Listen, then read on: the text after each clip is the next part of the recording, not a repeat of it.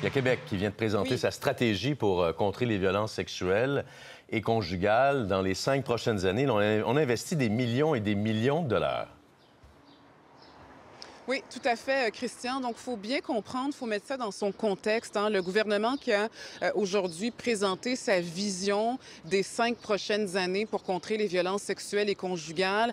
Donc, elle poursuit dans cette stratégie-là qui avait déjà été annoncée. Mais ce qu'on nous présente aujourd'hui, c'est plus ou moins, en fait, c'est 3 axes d'intervention. D'abord, le gouvernement qui veut améliorer, qui veut poursuivre la sensibilisation. Dans un deuxième temps, améliorer les interventions médicales, judiciaires et psychosociales, par exemple, mettre en place des maisons d'aide.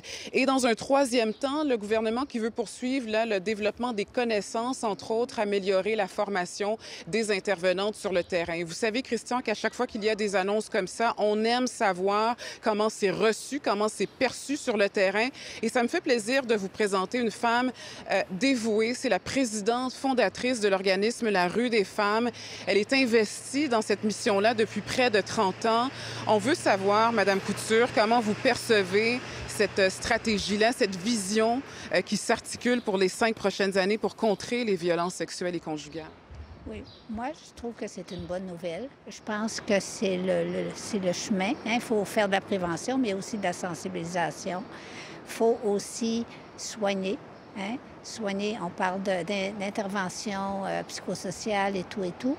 Donc, je pense que puis la Rue des femmes travaille plus particulièrement auprès des femmes en état d'itinérance, des femmes qui ont été extrêmement touchées par la violence conjugale, la violence sexuelle. C'est ce qui amène à la rue, c'est ce qui crée, pour moi, l'itinérance, en tout cas chez les femmes. C'est cette violence-là qui l'a créé, l'itinérance chez les femmes. Absolument, tout à fait. Et une fois qu'elles sont rendues dans la rue, si on veut qu'elles sortent de la rue, il faut les soigner. C'est la première chose à faire. Il faut qu'elles retrouvent leur capacité. Et d'ailleurs, j'ai vu que dans la stratégie, on parle aussi qu'elles retrouvent le contrôle de leur vie. Donc, sans soins, souvent on parle d'itinérance, on parle de maison, mais sans soins, ça ne marche pas. Alors, vous dites que c'est une bonne nouvelle. Qu'est-ce qu'il resterait à faire pour améliorer peut-être cette stratégie-là? Bien, actuellement, on parle de consolider les ressources. Nous, ça, c'est vraiment quelque chose qui est important. Donc, oui, aider pour le financement, entre autres, des organismes nous sommes déjà là et le nerf de la guerre. Sous-financés. On réclame du financement additionnel à chaque année et ça n'arrive pas, ou si peu.